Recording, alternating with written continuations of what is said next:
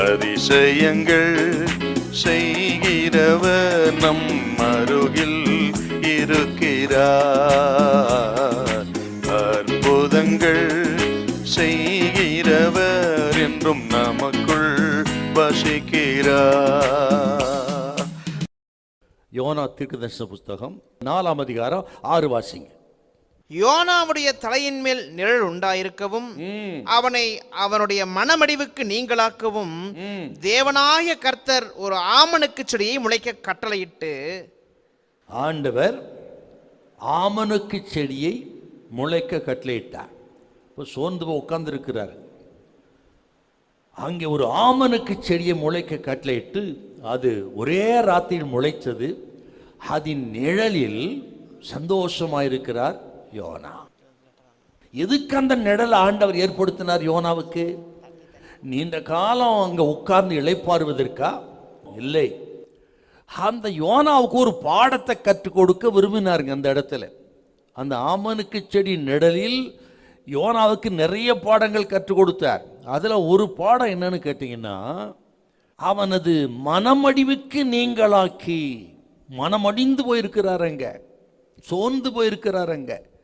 அந்த சோர்விலிருந்து மனமடிவிலிருந்து நீங்களாக்கி இளைப்பாற பண்ணுவதுக்குத்தான் ஆமனுக்கு செடி முளைக்க பண்ண அந்த நிழலில் சந்தோஷமா இருக்கிறார். ஆனால் நிரந்தரமா அங்க இருக்கல்ல, உணர்த்துவதற்கு.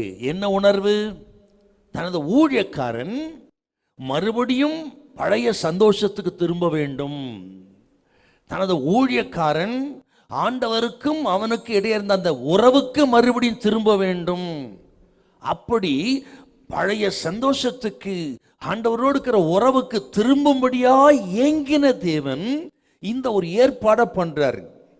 கர்த்தருடைய பிள்ளைகளே, அநேக சந்தர்ப்பங்களிலே ஆண்டவருக்கு விருப்பம் என்னன்னா, நம்மை அவர் பக்கம் திருப்புவதற்கு, நமது அட்டென்ஷனை அவர் பக்கம் திருப்புவதற்கு பல காரியங்களை செய்வாருங்க. அதை நாம் உணரணும். ஆனால் தேவை உடனே நாம் ஆண்டவர் சிந்தைக்கு நேராக திரும்பணும். அதுக்கு தாங்க இந்த ஆமனுக்கு செடிக்கத்தை ஏற்படுத்துறார். அவன் மனமடிவாகி இருந்த அந்த சூழ்நிலையிலே இந்த ஆமனுக்கு செடியை கர்த்தர் ஆயத்தப்படுத்தினார்.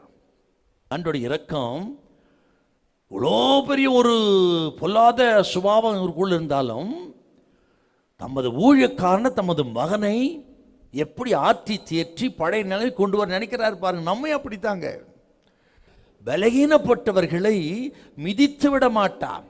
சோர்ந்து போன இந்த யோனாவை இவன் உதவ மாட்டான் என்று தள்ளிவிடாத தேவன். ஒருவேளை நீங்க மனமடிவாகி இருக்கலாம், சோர்ந்து போயிருக்கலாம், பலகீனப்பட்டிருக்கலாம். கர்த்தர் உங்களை மிதித்து விட மாட்டான்.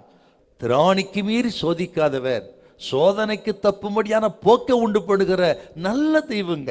அப்படிப்பட்ட ஆண்டவர் உங்களை விடுதலையாக்குவார். உங்கள் பலகீனத்தில் அவரது பூர்ணமாய் விளங்கச் செய்வார். பலவீனனுக்கு பலனை கொடுத்து ஆதரிக்கிற தெய்வம் இந்த நாளில் சொல்லுகிறார். அவர் மிதிக்காத இரக்கமுள்ள தெய்வன். உங்களின் கர்த்தர் அப்படி நடத்துவார். பயப்படாதிருங்க. ஹல்லேலூயா, ஹல்லேலூயா.